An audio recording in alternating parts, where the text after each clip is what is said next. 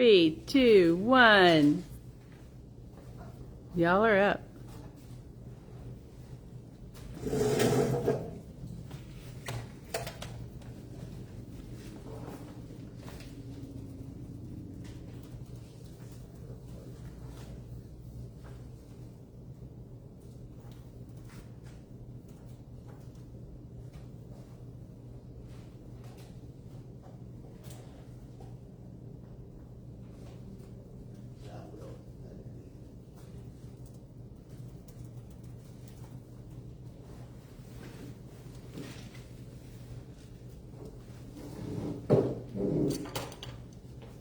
I'm just gonna warn y'all before we get started that I was fighting some laryngitis this weekend. I got my voice back yesterday, so it's kind of coming and going. I'm in that same boat, and I'm a preacher, and that's not good. I'm a therapist, so I talk a little bit. Okay. I apologize. I left your nameplates in my other bag. Minus one. Anyone didn't pick up their actual packet, I brought them from City Hall. I only have an electronic copy. Would you? Thank you. Did you do the same thing?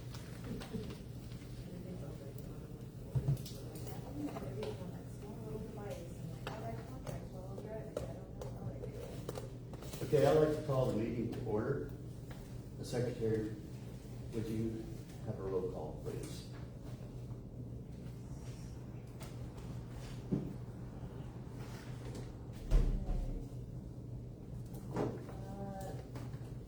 Gregory. Gregory here?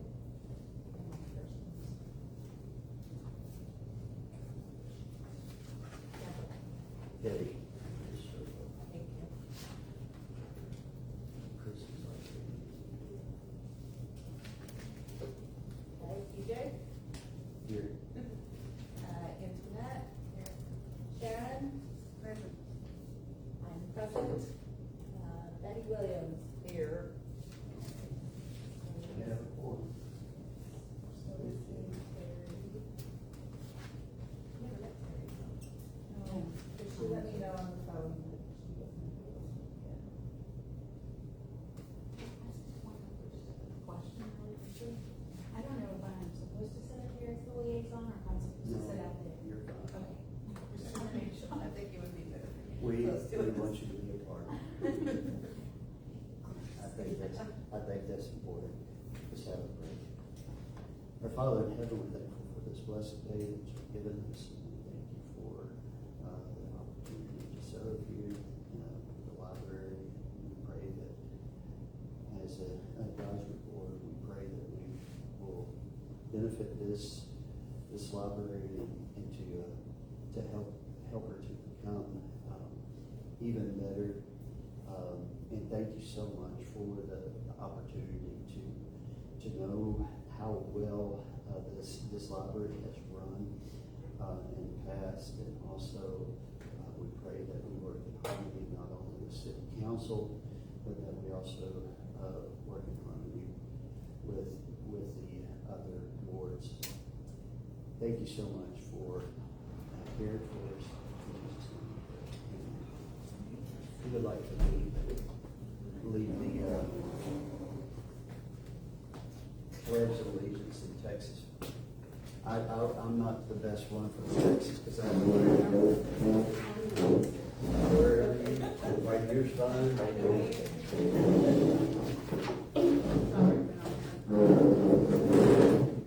You want to say it, please? No? No. I pledge allegiance to the flag of the United States of America and to the republic for which it stands, one nation, under God, indivisible, with liberty and justice for all. Honor the flag, Texas flag. I pledge allegiance to thee, Texas, one state, under God, one and indivisible.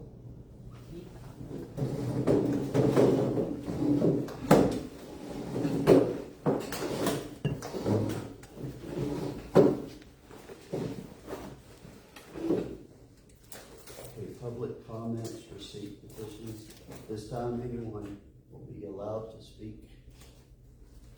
Hi guys, I just wanted to invite you guys to the San Jacinto Day scavenger hunt that we're doing over at the museum from 2 o'clock to 5 o'clock today.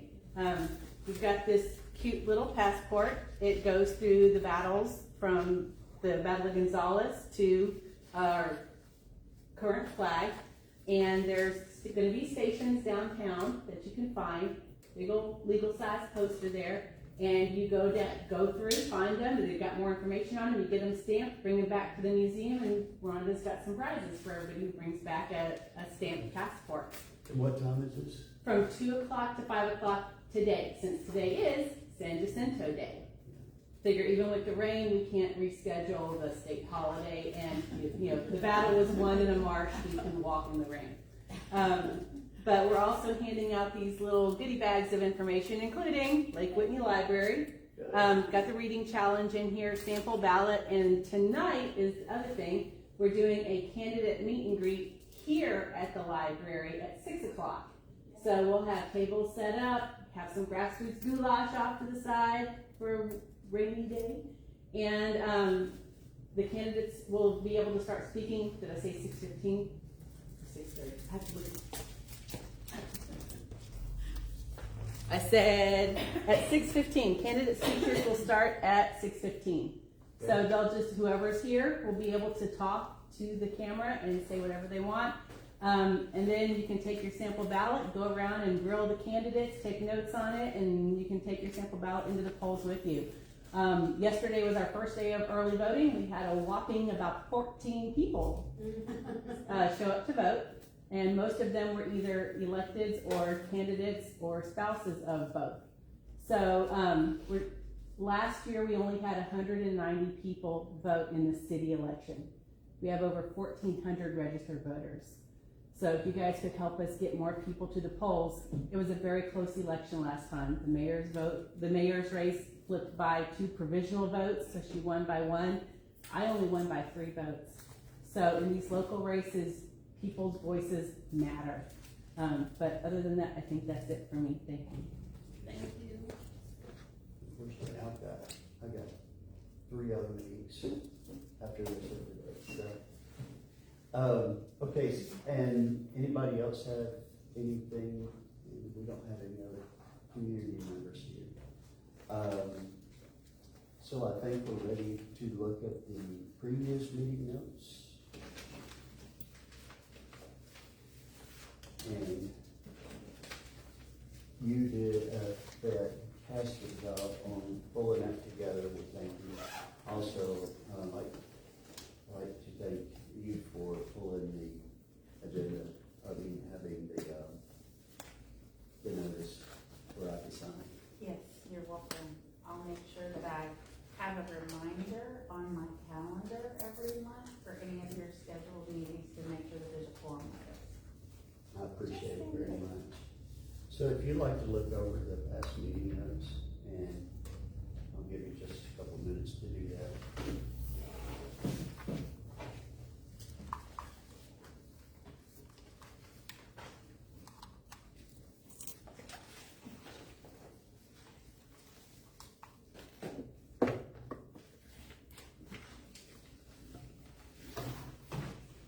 I like your text. I think I need to do that. That's the way to do it. A hard learned lesson. Take a look at this. I am still a counselor. We We haven't got it. As a counselor, this is what we do for our patients. Some of my information wrong too, so make sure to put an agenda item on it. I was at Potter Children's Home, and I was a counselor for all the kids. And that's what mainly I do is family and teenage and adolescent development. That's usually my job. We overlap a lot.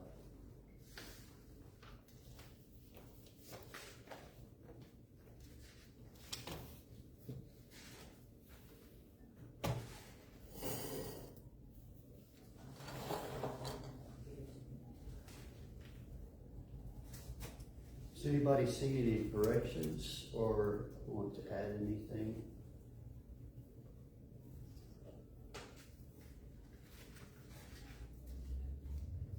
We take a vote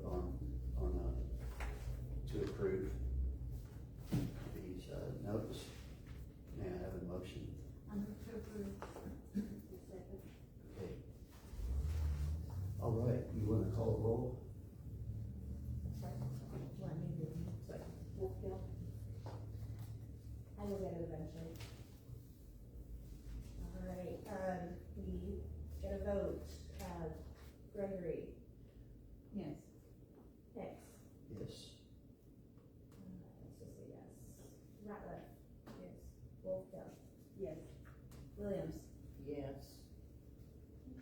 Okay, then approved. Okay, Williams is, okay, I know that. And Terry She's absent. is absent. All right, good deal. All right, very good. All right, so we move on to our next. Our next one we can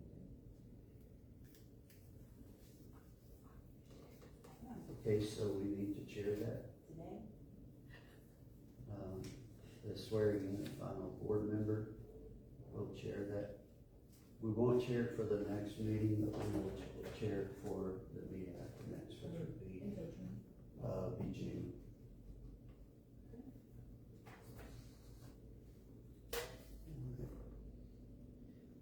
Now, Tish, I think this is pretty neat. The eighth item that we got here, is to review the names and contact information of library advisory board members. So, I know of at least two.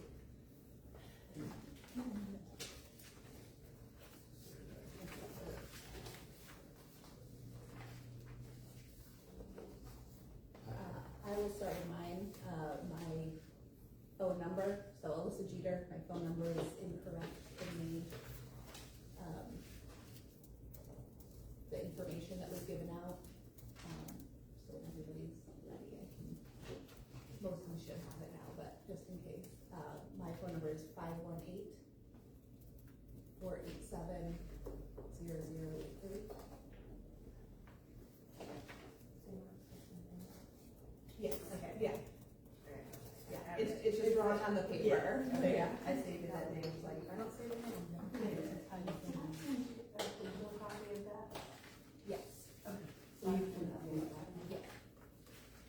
518-487-0083. I did want to ask you, if like you did, because I attempted texting you and it didn't go through, is that a landline? no, make sure that we have it right, 254 is my number, 283. Oh. 4321. How did I do that?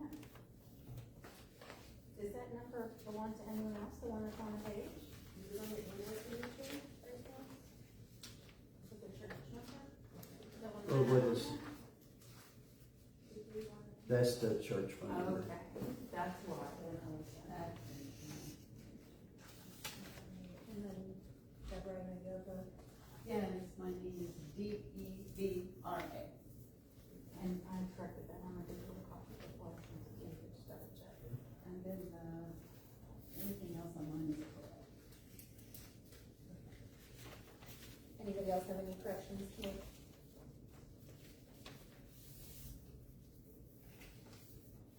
I didn't even catch it, I'm so used to seeing the other number. No, that's okay, I'm glad that we caught it. All right, item number 9, we're moving, guys. We need to review of other library advisory board roles and bylaws. Very thankful for, Well, number 9 is the benchmark. You skipped over Christie.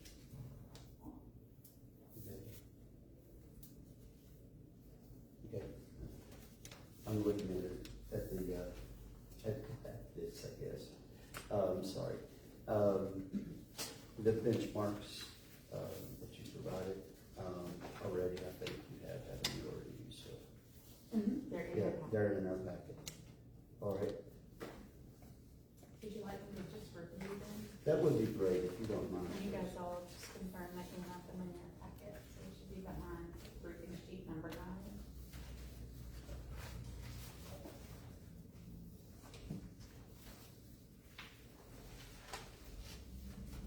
So I'm looking at, my packet is in the proper order, and I made my packets from you guys, not y'all's packets from my packet.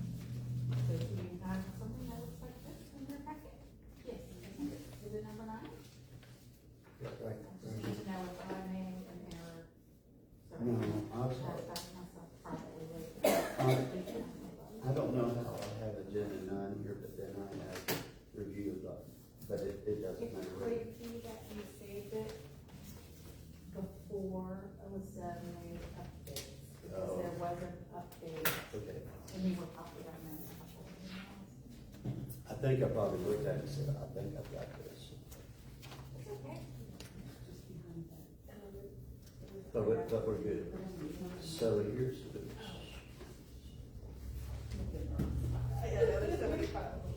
Okay, this is kind of where we were last time as far as looking over this, of looking at how many patrons, Right. friend members, Mhm. children. So, staff. exactly. One of the things that was asked for at the initial inaugural meeting of this group was benchmark. So how many friends members, what is the patronage, those sorts of things. So in answering those questions, I may have provided more information than you would like to have, but I felt like better more than less, right? So, what you're looking at, the first one that looks like this, active members by account type, this is pulled directly from our cataloging system. So this system is called Biblionics. It's the one that we use for all cataloging, cards, all the account information, patron information, everything is in there. We use it for a lot of things. It's a simple, probably older system, but it's handy. So, It does its job. it does its job well. I have no complaints. It's not on performance improvement plan. So what you'll notice if you look, starting with the one, each of them on the left-hand side have a title and a number. So that is just sort of a categorization. What I noticed initially is when you look at new member, so every single card starts off as a new member. We have to change it. So if you were to look all the way over to April, you'd notice 117 new members. Well, that just means that John has input cards so that we can then attach them to people.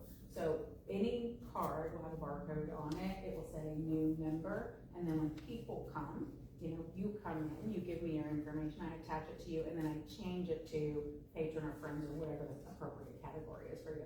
So don't think that that's actually a representative of new members. Is They this, weren't is it, categorized. so? It's a holding bin. Okay, gotcha. Yeah, it's a holding bin.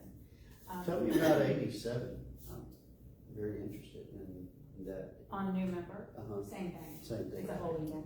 So every month, he may do 10, he may do 20, he may do 100, it totally depends on how much time he has to Okay. put them together. So that's just a holding bin, it's cards with barcodes on them. When it's assigned to a person, it moves into one of the other categories. That's a lot of minutia that you probably don't care that much about, but it helps you understand how to read the report. Patrons are any adult that has a library card, that's not a friends member or a staff member, right? So then we take from adults, if you're a friends member, which is an annual membership. So these numbers, I'm confident, are not all active currently, new donations this year, because those carry over, and we would be tasked with reaching out, did you want to renew your friends membership? And in the last meeting, you all had asked if we had a membership drive to do that sort of thing, and we have not in my tenure. So we would just now be around time to start calling through these and say, hey, we need to renew your friends membership, or sending out a letter, and we do not currently have that on the, it's not on the runway right now. So simply because it's just not been put on. So, doesn't mean it can't be, it's just not currently something that we're tracking. Is that something that you normally do, or is that a lot of report?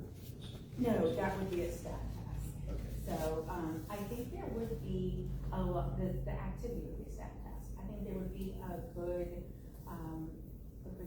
piece for the board to do, to say, how can we help with this? Or what are ways to get this message out? And, you know, I think probably Library Month, which is September, is a good time to say, hey, you know, it's our library card month, right? So we want new library cards, and that's a good time to start to renew the annual memberships. So I think that could be a target on the radar go forward. Sounds good. Friends member, I mentioned what that is, children. It's a child belongs to a parent account. They may have their own card, in this case they have their own card, but then there are also adult accounts that can check out children's books, and children don't have their own card. You have to be 6 according to our current processes to have your own card. Staff, that's literally the number of staff for volunteers. So volunteers, there's 5 staff here, including myself, and then a couple volunteer cards have been updated to staff because they're here regularly. And then test is literally test. So there's the answer to that. I will tell you that, interestingly, as I think about this, I need to look at these patron numbers, because we cleaned up the number of inactive accounts. So accounts or cards that had not been used in 5 years. And we did this in October. So I'm interested that that number went up instead of down in October. So I'll have to dig into that, because as I'm looking at this now, I'm explaining it to you. Oh no, that's right. I'm reading it. You read it right to left. So this is accurate. So when you see October 25, that's when we did the cleanup. So we removed.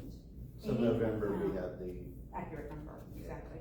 So I was looking at this, like, wait, that should have gone down, not up, but it's reading backwards. So, you know, we could keep an account active forever, but I don't feel that that's a true representation of patronage. So any cards that have been active for 5 years or longer and did not have a non-return balance of, I don't remember the exact number, I have documented, so I don't want to state some number, but there was a particular number were all removed. And then the ones that still had a balance were left on, because, you know, we sometimes have people who don't return books or have damaged them and owe a fine for that. So that's the first one. Any questions about that? I'll try to knock pretty quickly. clear as mud. Yay! Well, you know, when you look at it many times. Great. I'm just, I really appreciate you going through that and showing that, because I looked at it and I was like, wow. And especially that last number, I just thought, wow, that's pretty amazing. I had that many. Yeah, it reads the opposite direction. So, okay, so the next one that you should have is the wish list. Now, I will be honest, this is, it's accurate, right? What's on here is accurate, but I haven't added anything to it in a couple of months, because we have not had any significant need, that's not accounted for in our current budget or with the Friends funds that are supported. So what you're seeing here is a wish list. So what we started doing, and my predecessor did the same thing, was sometimes people want to give the library gifts or donations, and so it's helpful to know what you need. So one of the first things on this list is funding for replacement light bulbs in the light fixtures. So if you were to look throughout there, sometimes there's just a couple of bulbs in each one. We actually had a project that I placed on hold temporarily and it's just me because I'm so obsessive about these things, to put all the cool lights in here, the warm ones in here, and the cool ones out there, and just swap them. But some of them are actually missing bulbs, and I think I have 2 or 3 current bulbs. So we haven't replaced those couple because we intend to put all warm lights in here, cool lights out there, and just swap them around and then determine how many I need. So they run about $12 to $16 a bulb, so that's a high cost. Do you have the size and the number you want? Once we do that swap of all the bulbs, I could give that the exact amount. I was just thinking I could get so many lines on. Right. So, yeah, we could get that done. I mean, we can use some of those, I mean, yeah, absolutely. I'm happy to give you that information. I know how to get a hold of you. Let me just write on my little packet. Call Debbie. Am I to understand we've got a nonprofit organization, tax exemption for purchase? The foundation, which is also currently the Friends Group, is a nonprofit. Okay, So the money, she could get somebody to give the money that it would go through. Correct. Foundation. That's correct. And That was the question. A lot of places like Home Depot, Lowe's, they'll just donate to nonprofits, and you don't need to, you just need to reach out and ask them. So, not need to do that at all, and probably for a lot of the things on here. Yeah, so these are just a couple of examples.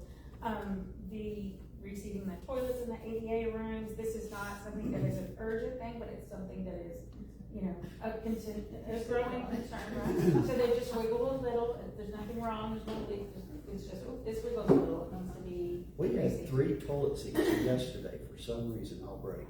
I don't know what it is, toilet day or what. I had a guy's seat blow up. I'm like, What's going on? so my question on that is, do we have to use a licensed plumber or can it be someone who knows plumbing? Volunteer. I am not 100% sure Okay, I'll let you of the know. answer to that question. Let me ask.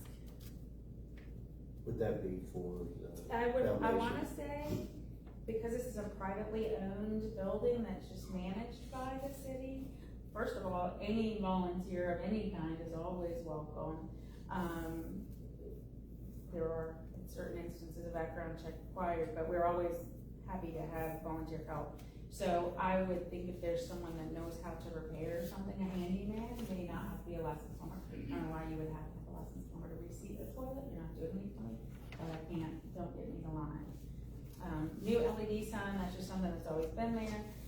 That sign has a lot of bulbs out, it's outdated, you can't get parts for it anymore, that's a big kind of sad wish list. And They're that's a quite big expensive. $30,000 last time we Yes. priced out. Yes.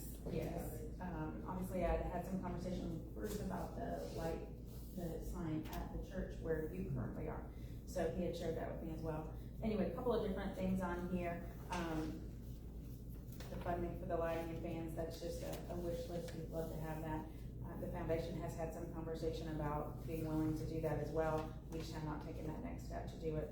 Puzzle table, I found one on Facebook, but it's not a puzzle table, it's just a taller table that keeps small hands from knocking puzzle pieces on the floor and then coming missing. So we just got a taller one, but the prize would be to have a real puzzle table.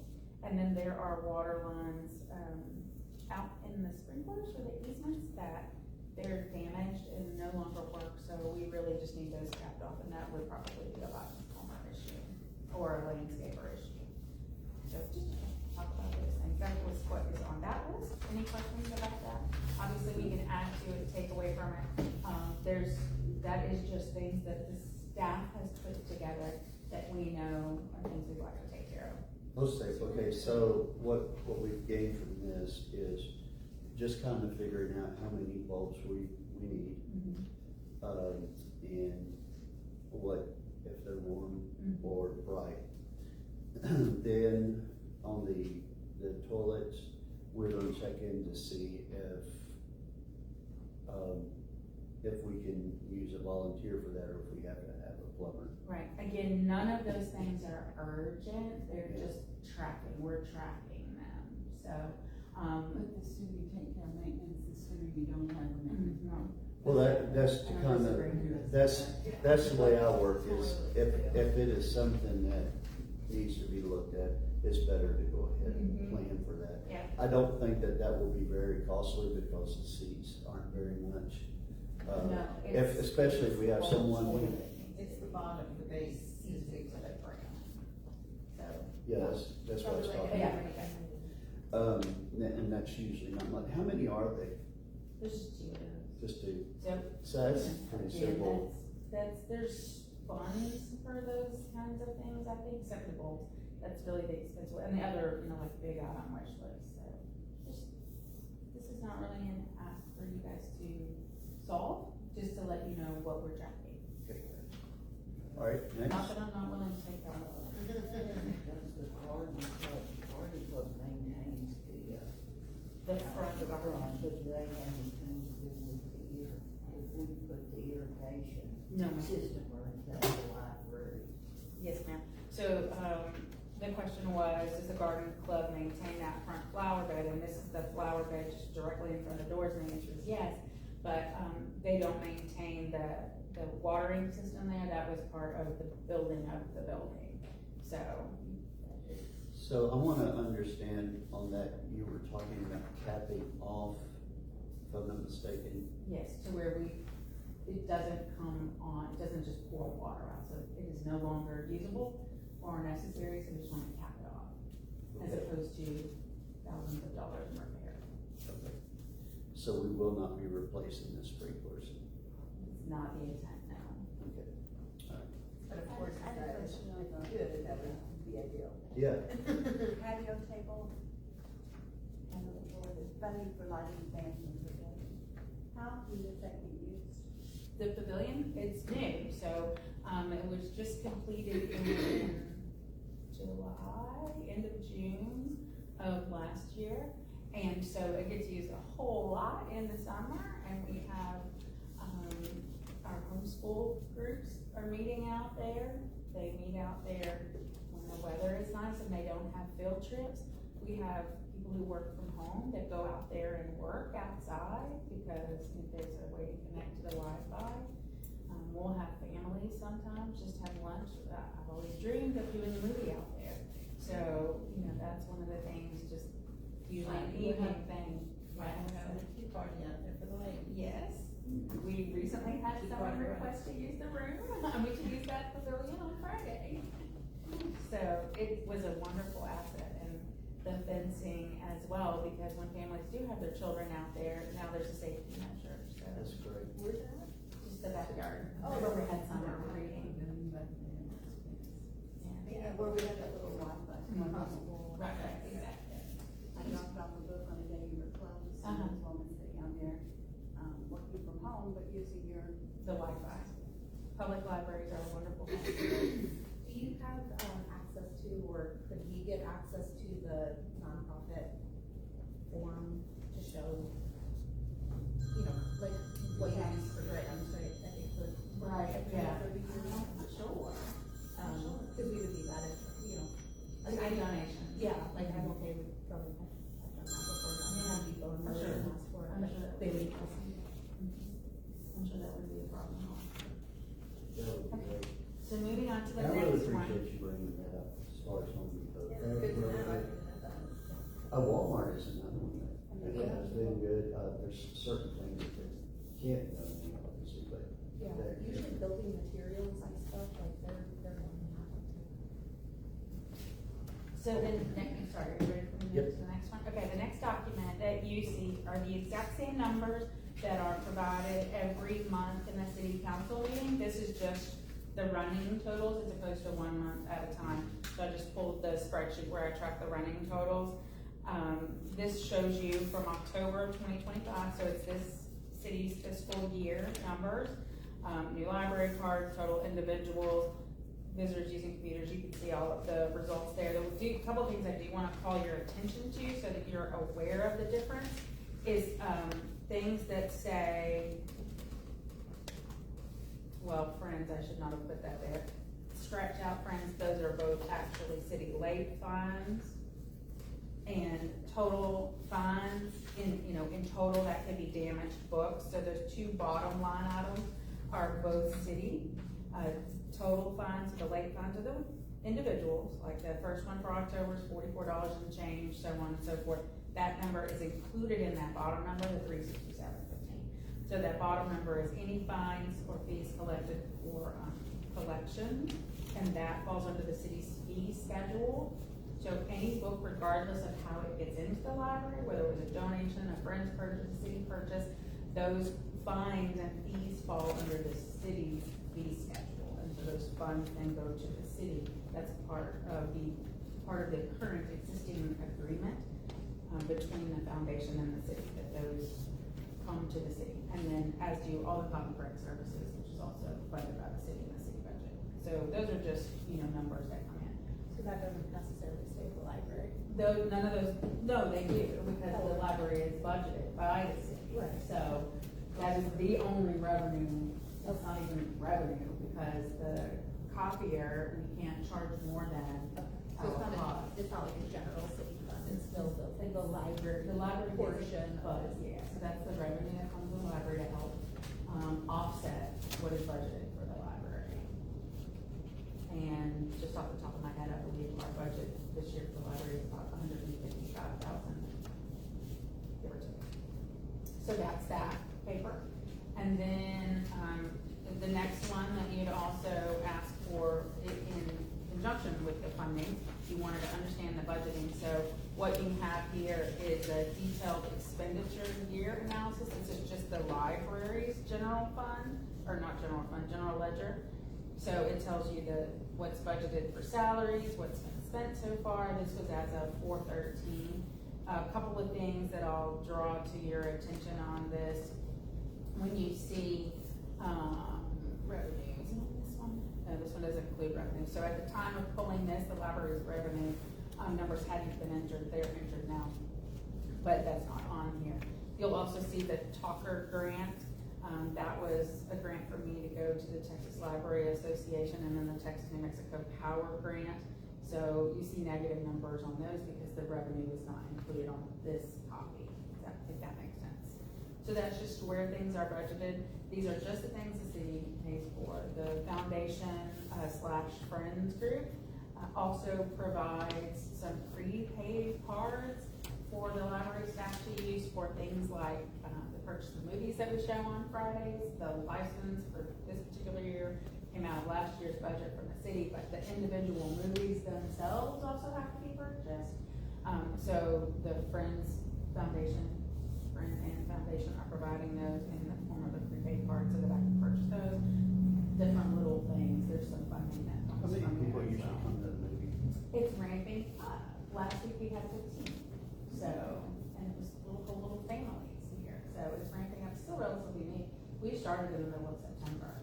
So when you think about the library, even as much publications as in a newspaper every single week, there's Facebook. I was doing Facebook events for a little while, but the ROI just wasn't there, didn't make a difference in the uptake of people. There seems to be more interaction on just a Facebook post. And then, friends, people who are going, that it's really a word of mouth organization. And so anytime you start something new, you have to give it some time. And things generally take, several months to catch on. So let's say that you do have an activity or something like that. Do we have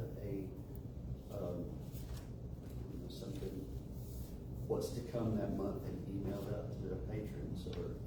So we don't email the patrons individually because we don't have, you have to be cautious with the do not contact kind of stuff. So the information that we have for patrons is just used to talk about their library books, texting or emailing back. Here's what you borrowed, here's when it's due back, your card needs to be renewed. That's the only way that is used. The communications go out via Facebook or the newspaper. We don't currently continue to email, just blast everybody for that same reason. It may be good to put on the form, maybe would you like to receive electronic?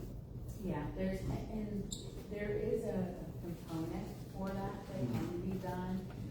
There is an additional cost to email or call patrons via the system, of course.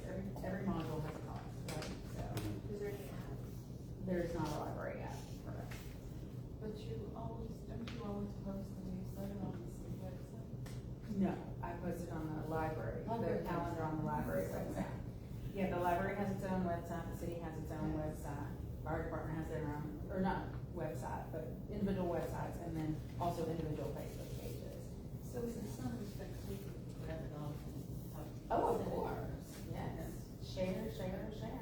Some people are really great about sharing library things.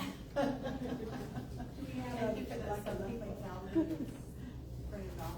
Absolutely, the monthly calendar comes out, you will see it without fail on the first of every month on Facebook, and watch, and I'll fail this month because I got all sassy about that. And then it's posted right there in that box. There's a printed copy at the front desk. Every single week in the newspaper, you see what's happening. And I've started this month just to see what kind of traction we get, taking a snip of that particular week and posting it on Facebook on Sunday with the calendar. That can get me in a little bit of trouble if things change, right? Because I have all these posts scheduled out at the beginning of the month. So like the end of this week and early next week, I'll schedule out and write all the news articles for next month. And then if something cancels or whatever, I oftentimes can't stop it from having been published already, or, you know, it's already out there. What I So, think would be great is for our notes, each month that we meet, that we have a copy of that newsletter that you have posted, if that be possible. Now, I see that again. Newsletter, he said. You know, I kind of don't like, write a newsletter. well, maybe the activity that happened that month. It's a calendar. Yes. There we go. So you could include the calendar, maybe Alyssa, if you could put that on the agenda, maybe? Is that what you're asking? Yeah, I just think it's good for us to have it Mhm. as a part of our notes. That'd be a good idea, yeah. Okay, and then the last thing that you asked me for, and I feel like I've talked a lot already, is, the information for the foundation's president. And so that is just in your packets as well. I believe one of you will reach out to them. Are there any questions for me? I think you did a great job, thank you. We tried to get that live recording Friday of the webinar, Oh.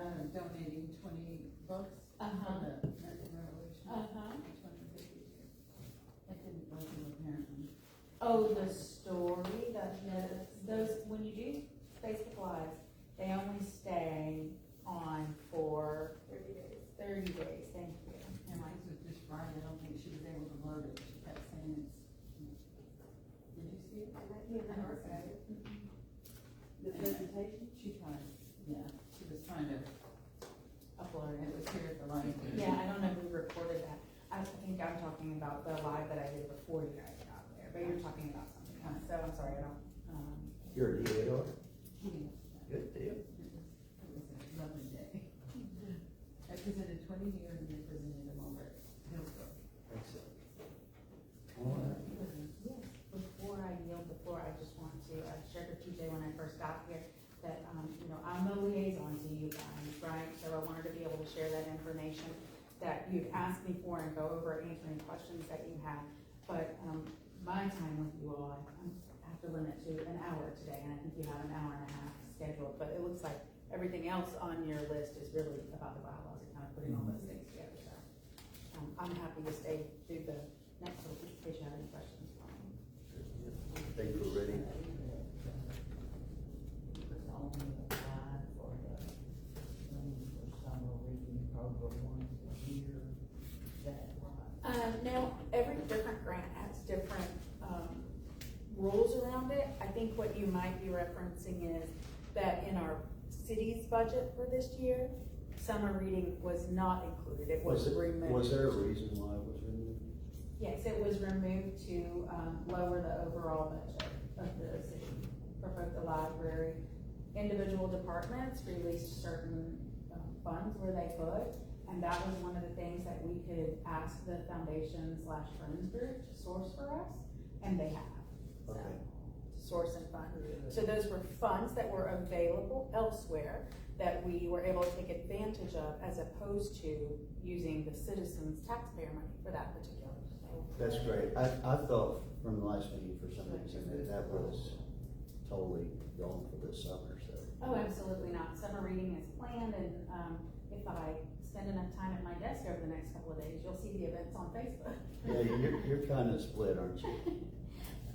I'm a gal about town. Has Geneva, is she not working as a volunteer or how is she working for me? Okay, she's gone. Okay. I don't think I would know Geneva, she used to sit out there. No, I'm afraid I don't. All right, so thank you for that. We'll go ahead and move on to the next. That would be number number 10, which is my number 9, is to review, deliberate on active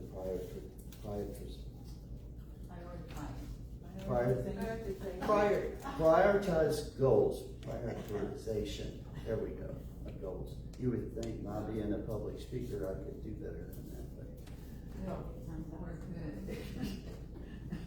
Okay, so, as far as the goals are concerned, I really liked, I included it in, I think it's the library advisory board packet that you have. I really like this little table, and thanks, Chrissy, for providing the link. I actually went and found a link to a bunch of different links, which I really appreciated. That Texas State Library Archives Commission, TestLife is the source where I always start, Yeah. and then I find lots of things from there. But I thought this roles, responsibility guidelines could help us get started on the goals. I think as far as trying to figure out what our role is, and also what Friends and Foundation Library Director. And I just thought this was, I don't know if you have pulled open this, it's on the packet that I gave you, it says that a library advisory board. And this should be around page, yeah, if you were counting, it'd be around page 4. Do you mind if I give that short refresher overview of how this library is set up? So, one thing to remember about this, well, all libraries have different types of setups. Sometimes they're a municipal library, sometimes they're a private library, sometimes they're partnerships or agreement library. This particular library here is funded by the city budget, and it has the building and land is owned by a private nonprofit foundation who also is currently the Friends organization, so it's one organization, and then you guys are the advisory board. So there's 4 entities. So when you look at this may or may not, can I talk about municipal library? I don't remember, it's been a while since I looked at this when I first found it, which is a wonderful resource. Because again, when I started here, I was like, what is happening? Well, who runs what? Who do I go to when I need what? So those roles and responsibilities are helpful. But so for this particular library, you have a lot of interesting friends. Just wanted to remind you guys of sort of that foundation as you're talking through it. Right.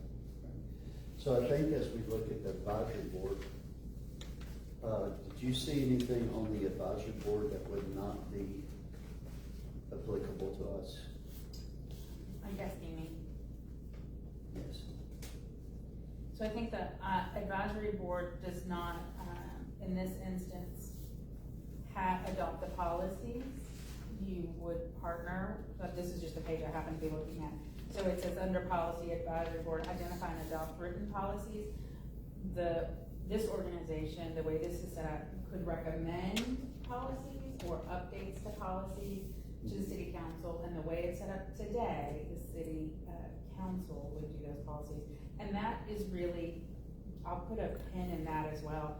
I think you're all aware that the city and the foundation and the donating family are in the process of reviewing and updating the current agreement. So it's a good sort of time to go, who's responsible for what. Yeah. And so that will help you guys. This would be understand your roles and wonderful if we could have a local organization Exactly. spreadsheet. Yeah. And I don't know who would be asked to. Well, I don't think that's totally defined. I mean, there's the way it is done today and has been done for a number of years, but because we're in the discussions of, is this going to be updated? What happens? It's kind of difficult to give you, like, this is it. So when we look at Well, this the is ordinance, new. yeah, it's new. So when we look at the ordinance, which is what you guys are governed by, you know, your goal, your, really goal is to take in concerns and make recommendations to the city council. So, and or library director. Here's what we saw, or here's what we heard out in the wild world. Here's something for you to think about. Right. So, Who would you say the biggest concern is? I think this library runs pretty darn good. Yeah. And, you know, I might be biased, I'll be honest, I might be biased, but I can tell you, it was run really well when I came along. There have been, you know, updates to kind of the, not even processes, still the same policies, still the same processes. It's just a matter of kind of how we go about, starting those things, right? So there's a really good cadence that occurs here. Everybody has their own responsibilities. So if you are asking me what needs to be done here today in the library from a day-to-day operation standpoint, I would say in general, it's a pretty well-run system. I know there is an appetite for reducing cost on any individual parties, right? As citizens have voiced some of that. And so I would say probably funding sources. That is a day-to-day, but it's really a sort of umbrella topic. So I would say focusing on how you can assist, you know, with funding or getting the partnership with the foundation stronger for you, because you're brand new, right? I think there's some opportunities there. And then I think there's probably an opportunity, and I hope I'm not speaking out of turn I'm not really speaking on their behalf, but I think there's an appetite to spin off the Friends organization into its own separate entity. So maybe advocating for pulling in persons who would be interested in joining the board, because it would be another separate board. So I think there's an appetite for that as well. And really, it's helpful to have everyone separate, you know. So as far as goals are concerned, what would you, as far as, I've looked at some of the things that other advisory boards, and thank you for going to Hillsborough. That was really, really good. I really like this, this came from Maine,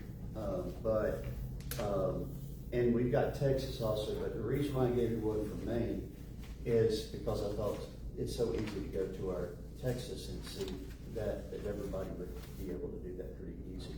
But I like for us to compare notes and see some of the things maybe that they do that may help us devise, you know, the different goals, but then also come up eventually, which that's another subject, the bylaws here pretty soon. If you're asking for any of my personal feedback as far as the advisory board would, you know, do, I would of course direct you to the ordinance, because that's the governing article, right? But then it doesn't mean that you can't also do some of these things, right? So the very first one, advocate for library support. Yeah. That is the primary goal in my mind, library support and funding. And then there are a lot of things that impact libraries, and I would encourage you to kind of find out about public libraries and what they're intended to do, what they're there for. They're certainly more than books. A library is like a third space, right? So you have your home and you have your work. These are places where you go and are generally safe. It's a generalization, generally safe and comfortable with people you know. A library is a third space where you can go and find safety and knowledge and support. And so I would say really getting that message out, what a library does, what it's for, more in the books, how libraries are funded, and understanding how individuals can support that. Because every, small amount makes a difference. Right. In a big bucket. That's what I took away from the board meeting last week, was having to go to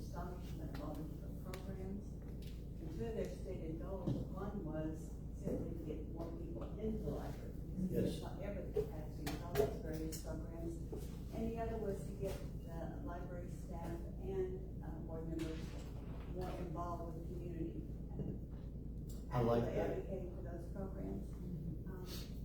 One that surprised me is English as a second language, after-school program for kids. And I say it because I spent 30 years in Richardson, and our kids went Plano schools, we used Plano libraries. And I was always amazed at the number of kids who would simply come into the library, choose a comfortable chair and sit for a couple hours.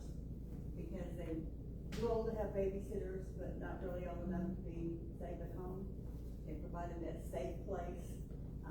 Now they mentioned in Hillsborough, working on guidelines for kids' behaviors through some of their programs. For the ones I witnessed, like I said, in Richardson, where people simply finding a safe place. And not just kids, but adults, in the summer heat, Sure. it's coming in for a. Or place to warming, sit. and it's not so much as setting up a designated station, it's the fact that you know, whenever you're at home and it's 107 outside and your air goes out, oh, the library's open on this day. So, you know, if you kind of dotted line off from that, what you have to recognize is that staffing, availability, ability to be open is wholly driven by staffing and how much you can afford to pay staff and how many staff you can afford to pay. So, you know, some libraries, like our friendly neighbor library that you mentioned, it's a great organization. Their funding is completely different. Their hours are completely different. Their availability and ability to do programs is completely different. So. There are two UUD programs going in.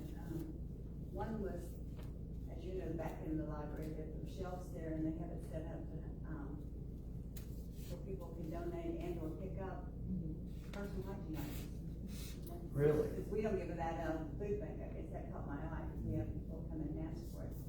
I'm not sure what the other one that was really. Some of those programs, and that one maybe, I cannot recall, and I can't speak on it in any sort of intelligent manner, but some of those programs are funded by grants. For example, there are a lot of things you could do in this library. There's a summer meal program, but that is paid for by grants. The catch is having the ability Having the staff to do it. staff to be able to do with the training and those types of things. So there are a lot. I applied for a family place grant, and that is building out a whole area with specific learning tools and skills, and it's provided to cities like ours that have less available early childhood education, and that's just rural. If they are a family place library, they certainly are, and that's a 3-year commitment, so on and so forth, so.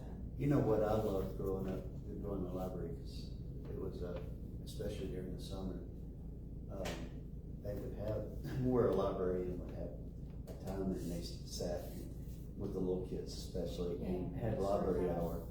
Yeah. And I think that happens here, doesn't it? Wednesday morning. Yeah. And that is a really fun memory. That's what really introduced me as a child to the library. But also, I remember in that process how the librarian taught us, okay, this is how you can go and find things. And it really set up, you know, a good system to start researching to anything. I mean, it's applicable to, like, if you have to do papers or whatnot. I thought that was foundational. Yeah, librarians are tricky creatures. We'll teach you how to do something without even knowing that we've done it.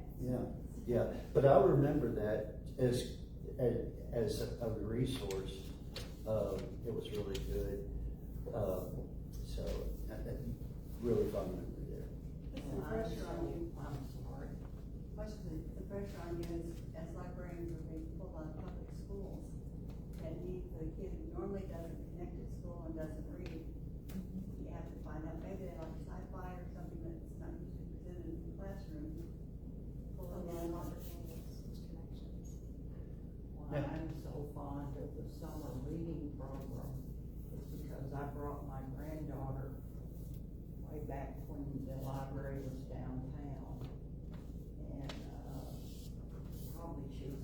3 years old. I brought her every Wednesday to that program with Miss Nees.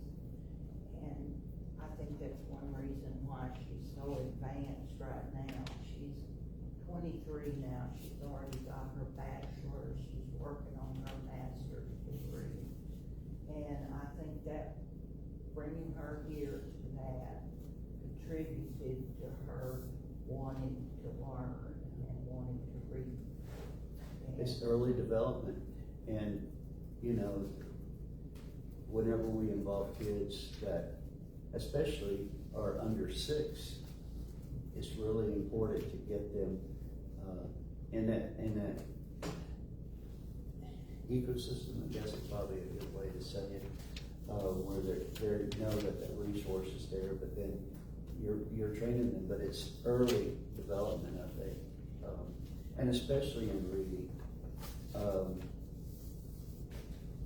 I really did appreciate, and I'll share with you all something. I'm pretty severely dyslexic, and I learned how to read when I was in 7th grade, properly. But I fell through the cracks. That there wasn't any community resource, there wasn't awareness, blah, blah, blah. Whatever it was my course teacher who saw that. And I remember I really, once I started reading, I couldn't put the books down. But it was always there. Because you have dyslexia doesn't mean that you're dumb. It's just that you look at things a little differently. And some of the brilliant minds of our history were dyslexic. But I think that is something that really the library, after I was diagnosed, really picked up on helping with that. And that was a public service I thought was really, really good for the summer, I think is where it really came in, because school wasn't in session. But anyway. Another organization unrelated would be to help the community in their prescription disposal bags. Did they give out? I'm not sure who funds those or exactly how them, but apparently you mix water with your drugs and it dissolves them in a different way, and then they can flush them down, whatever. And you're saying that's something that Hillsborough provides? That I'm sure it's a partner with someone, I wasn't familiar with them doing that. So Only shameless because plug. I have no, you know, I'm obviously not 20, my age group, a lot of people are getting their drugs switched every 3 months by a doctor, and have all these drugs they need to dispose, and in a safe place. Question. So is there an option to, give out the monthly calendar at the schools, like every month with the board and the rules, about government guidelines and things like that? I mean, there's an option to send it to them for sure, and then Get it in every backpack for every They- student?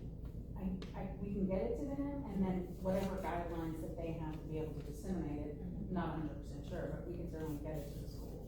And that is, that's certainly a gap, I think, that we need to be able to do. So there used to be a newsletter, Friends of the Library newsletter, some years back, and even when I first started volunteering here, we were doing a newsletter. However, I moved that off and started doing the at a glance calendar instead of the individual articles about things, and then changed how the newspaper was kind of put together so that I could get the most bang for the buck. That was just a way that I chose to manage it. So I don't currently do a newsletter and just email blast it out to all these email addresses. Again, I'm sensitive to people's inboxes, and so that's why I chose. I understand that. So, And I agree with you 100%. Now tell me, on the newspaper, do they publish things for us, at cost, or is no it? cost. That's one. The Lakeland Inter publishes at no cost. Very good. Yes, there's.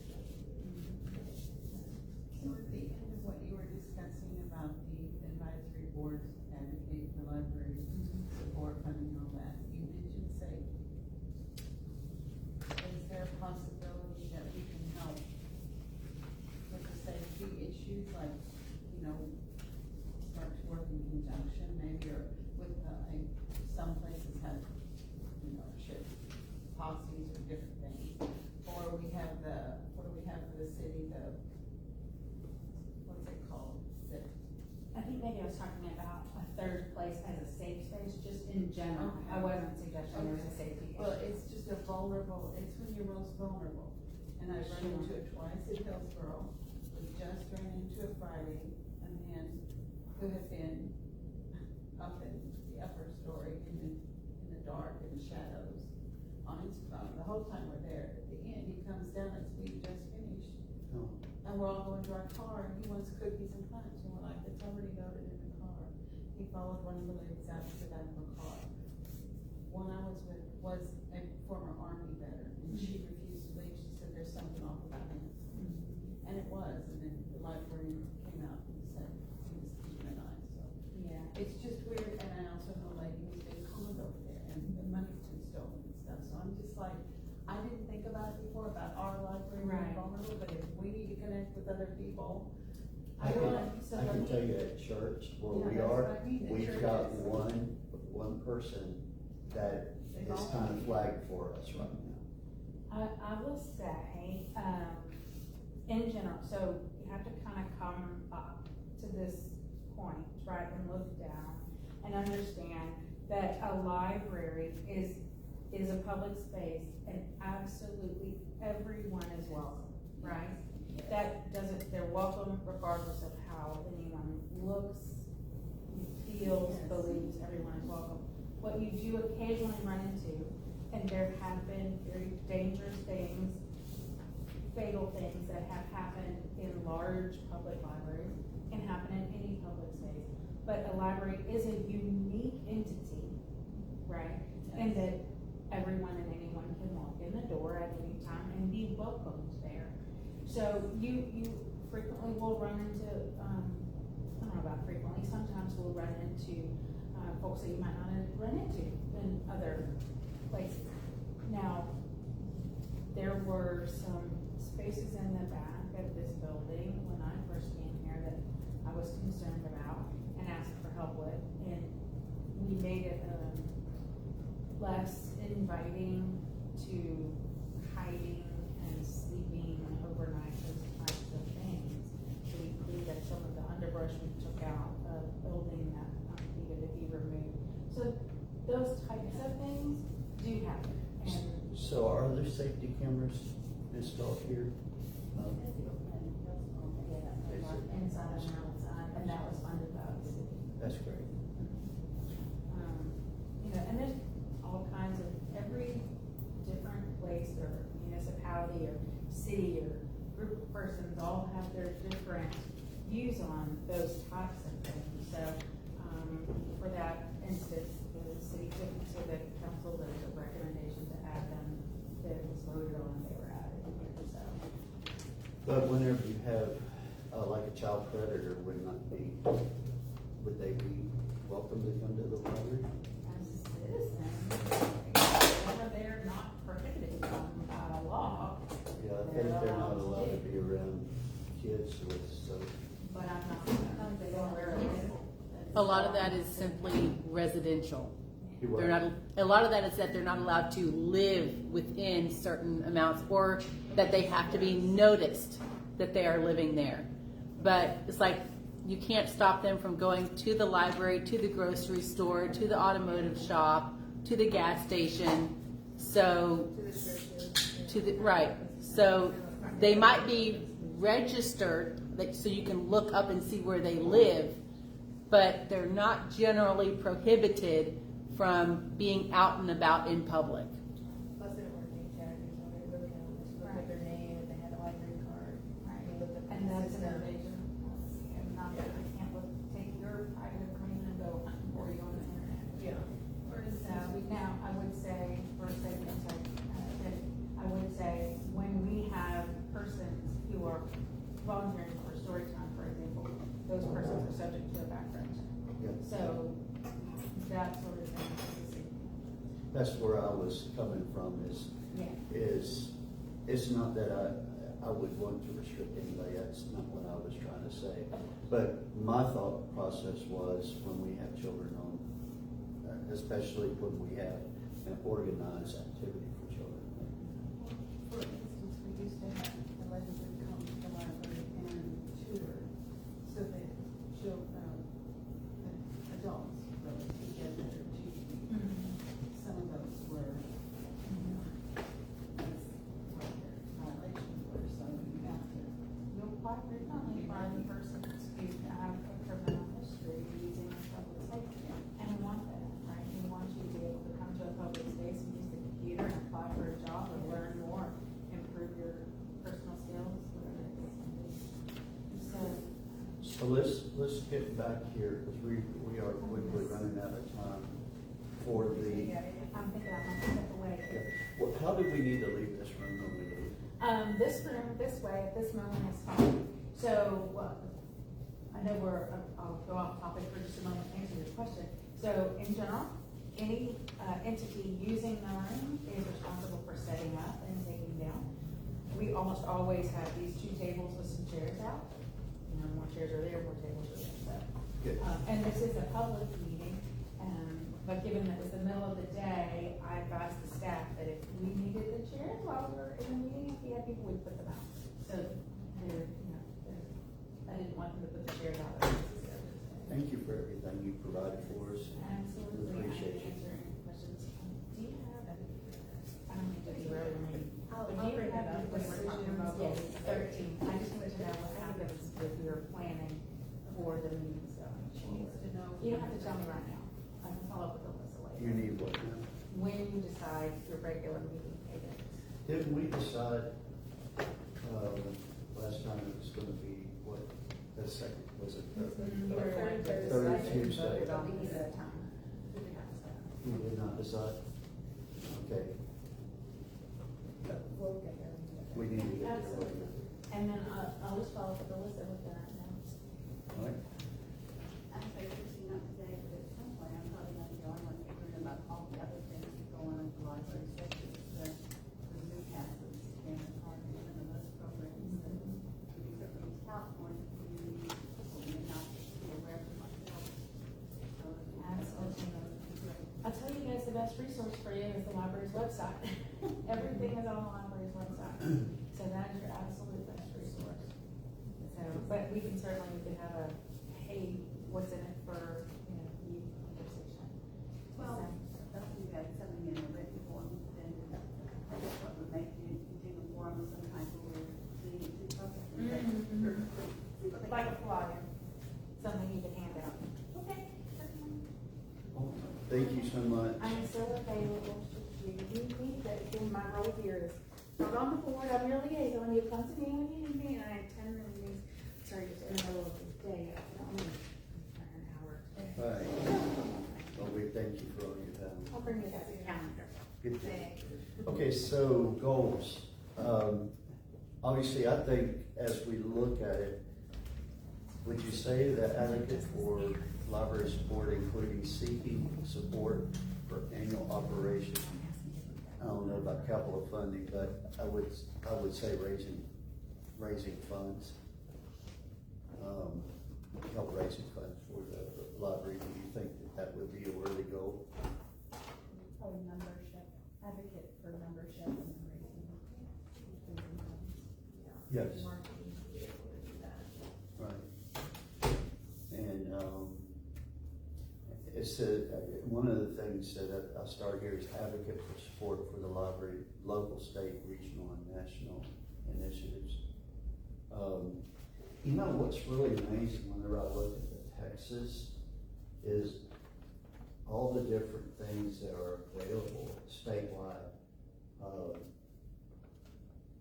for the branches itself, that, and I thought that was really neat. So, tying in our local and our state, I think is really important. And also with our sister libraries, that are very close, to work in concert with maybe looking at some of the activities that they do in advocacy and gleaning from that. I think it would be good for us to continue to look at other libraries should we have the opportunity. I have a friend that works at the library at Cleburne. She used to actually work here, and I talked with her, and the lady that's in charge is out this week, but she's gonna get back with me and give me, some, pointers and stuff on the board. Okay. So That maybe I would can be- have that by the next meeting. Yeah, I think that would be great. I called over here several times. But I was interested because these things all for, we're built for, we're built for differently. It wasn't just promoting library volume, but promoting, increased literacy in the city and county. And, participation both ways. Oh, I like where you were talking about, you had mentioned about the teaching English or having a bilingual. They got a grant for that, so And, I'm not really up on what our ratio here would be, but I would think that we would probably have a pretty good amount of Spanish speaking. And here, once again, this is kind of one point of ignorance, but my assumption would be, for those who don't speak English, they're not gonna be comfortable coming into the library as teachers either. Some involvement here. Some kind of program. And I think that, that's something I think that we might be able to advocate for, in the future. What other goals do you feel that would be, something that we would like to put on there as well? I think one thing that's gonna be important, I think Christy is very knowledgeable about how the library runs, but I think because she's ingrained in it, she doesn't always see where it's falling short, like and they do a lot, she should be proud of what's going on. But one of the things that came up for me as you guys were talking about kids and getting them, putting, the calendar through the schools is that's gonna kind of be like running on a treadmill, because like my kiddos in kindergarten, she gets off the bus at 4:30, they close at 5. The only day that they're not in school, the library is not open. Monday. Yeah. That's a good point. So me and Christy have talked about, before this board was even a thing, we've talked about it. This was, my kiddos in kindergarten, this is her favorite place to be. And she can't come. I think they was or something. Well, the problem with that is that there's so many other things going on Tuesday through Friday that they can't remove one of those days. Just adding staff on the days. That's a budget thing. Yeah, it's all important. And so, so we've talked about, like, Christy is my child's favorite person. Like, forget mom. Christy is her favorite. And I would love for her to be able to come, even if it's one day a week. But that's something that right now just is not doable budget-wise. And I know it's not, this isn't gonna be you need, $10,000 and all of a sudden it makes it happen, right? Like, this is an ongoing Residual income that they pay. yes. But I do think it's important, like I think it's hard on kids for them to be able to come up until they're 5 years old, and then all of a sudden, they can't come here at all. They, she came here almost every day on spring break, but that's it, like they are cut off as soon as they start going to school. Well, it may be good for us to, or for the library itself, like on the calendar, do you have a suggestion? I was just going to kind of talk to the budget part again, because when they gave us the budget last August, they wrote up the budget to be adopted under what they call the voter approval tax rate. That is the highest tax rate that the city could have levied on its residents without having to get an election to approve that increase. I asked for them to create a budget that would bring it down to the no new revenue rate, which would basically keep the taxes somewhat level What we're really shooting for is a tax decrease. And so that is really, really tough because we've also got to get this wastewater treatment plant going. That's going to be a $6 million expense that will probably result in a property tax increase and a water tax or water rate increase. So when we're looking at budgets, and what I was really hoping, especially that you guys could help us do, is help find that funding through the Fringe program, especially, or through the foundation, especially to help cover the cost of some additional staff, especially for Mondays. Right, without coming out from this city. Right, you're in a unique position where the foundation can accept donations for pretty much anything. And they can donate that money to the city also for staff purposes. It's a little wonky on how that has to happen, but it's an opportunity. And we just need more brains and more word of mouth and more people to help us accomplish that. And one of the other things I'd like for you to include on your goals is to consider that when the Texas legislature starts up, they meet every 2 years, every other year. So next session will start up in January. They meet for 6 months. That you consider watchdogging the Texas legislature for bills that impact municipal libraries. Because if a bill hits the floor down there or hits a committee meeting, you guys as library advisory board members who have been studying your local library and city structure will be in a unique position to go down and testify on some of these bills. It might be a for, you might be against, it might be something, we never know. But I'm sure Christy will be watching that too, but just kind of keep it on the back burner.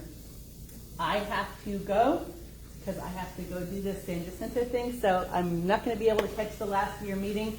I would also encourage one of y'all to start streaming your meetings. That's just another way to help advocate and get the word out about the library board. Thank you. Thank you for setting that up today. You bet. Okay, I'm out of here.